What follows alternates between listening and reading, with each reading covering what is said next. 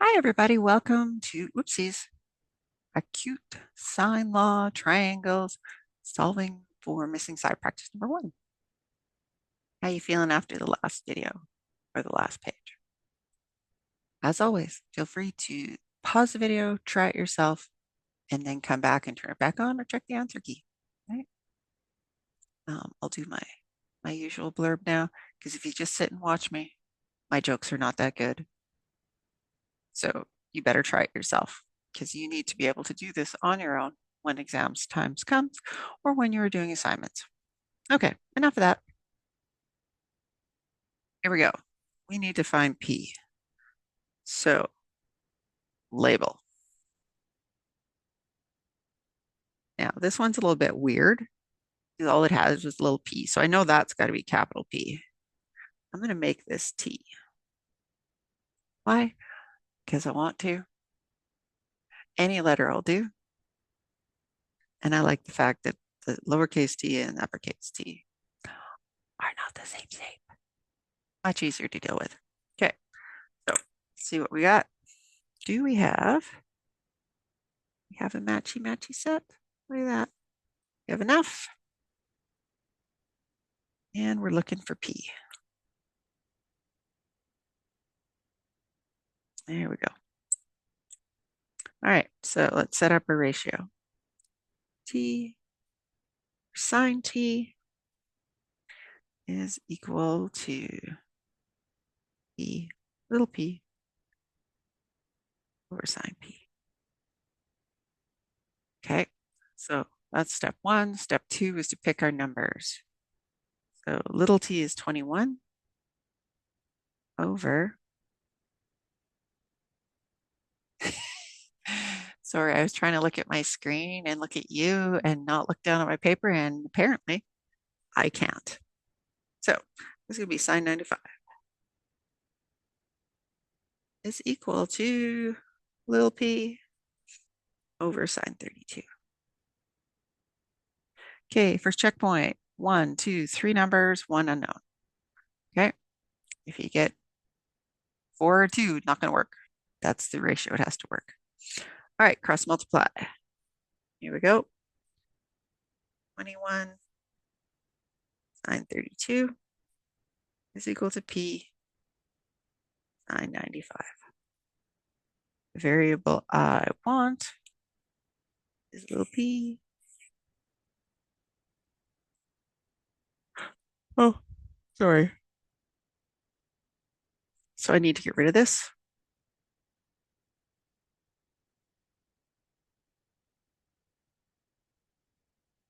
So p is going to be, whoops, sorry. Oop, 21 sine 32 divided by sine 95. So it's 11.17.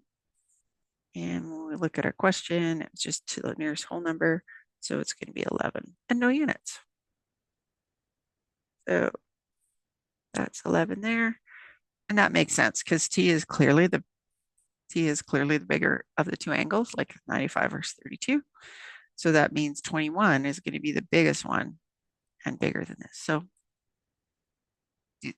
yeah, I should have timed myself. That took 5 seconds, maybe, to do that quick check to make sure that my answer is reasonable. All right, next one. Here we go. Let's label little p, little g, and little m. All right, you're always going across. All right, do we have a matchy set? Yes, we do.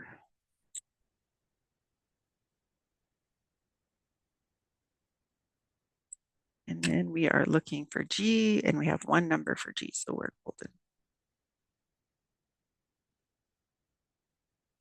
All right, let's set this up. We know both for P, so P or sine P is equal to G over sine G. Okay, we got a ratio. Now we're going to throw in our numbers. P is 15 over sine 65. is equal to little g, which I'm looking for, right? Reminds me there. Oh, it looked like an 8. Better. Over sine 80 degrees. Don't judge me why that's just out of whack here. Cross multiply 15 sine 80 is equal to little g 965. I'm looking, it's my unknown. I want to get rid of that sine 65.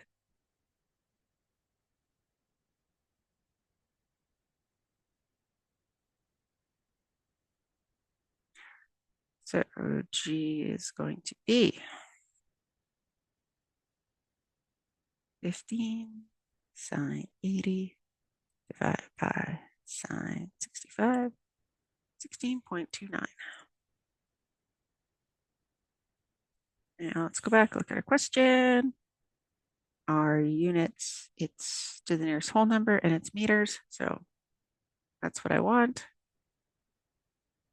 The 2 does nothing. Oops, my camera down there. Right, so 0 to 4 doesn't increase, 5 to 9 does increase, so done. And that means it's going to be 16, and this was meters, so we'll put meters is equal to g. And then if you really like your instructor, you can do that.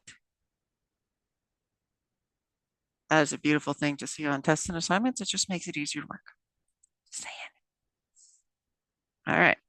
Oh, let's label. This is little c, this little b, and say over here. But here's my problem.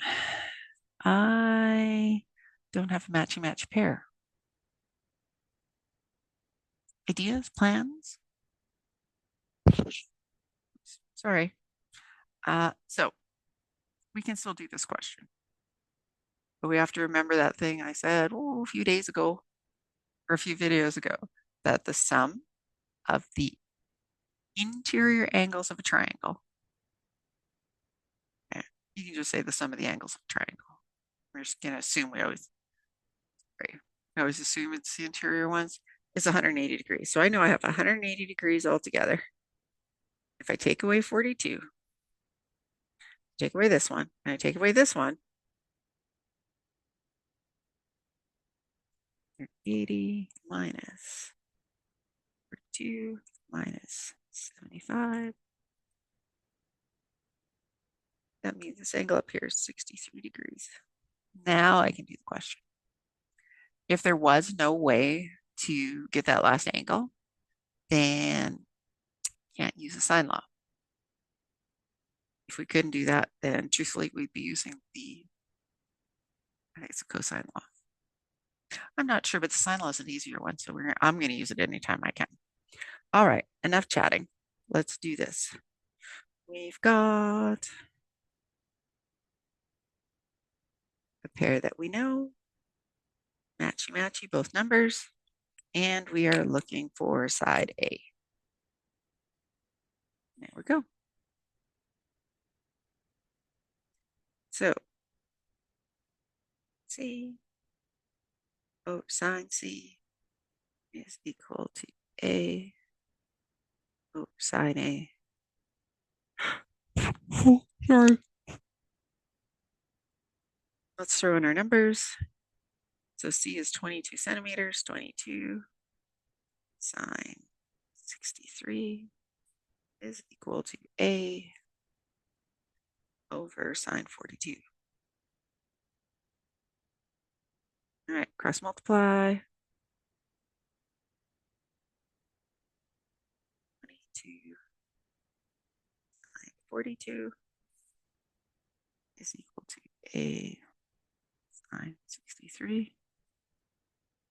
So we want to get A.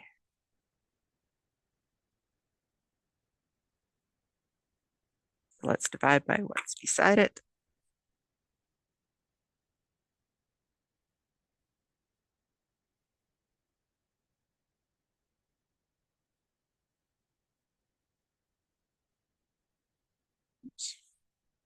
that down. There, that's not glary. 22 sine 42 divided by sine 63. So A is equal to 16.52. And we look at this, and that's to the nearest whole numbers I want here. That's 5 and above, so we're going to add 1. So it's going to be 17, and that had units is equal to A. Yeah, there are some of you that are going, don't like that. If you don't like that, then finish your question by going, there. It's all the same to me, okay? And if you're wondering, like I said before, I always do this way and then this way when I cross multiply. You could go this way first. All it's going to do is flip these two sides. The answer is still going to come out the same. So it really doesn't matter to me. If it makes you much happier, then you should change that. Have a lovely day. End of video.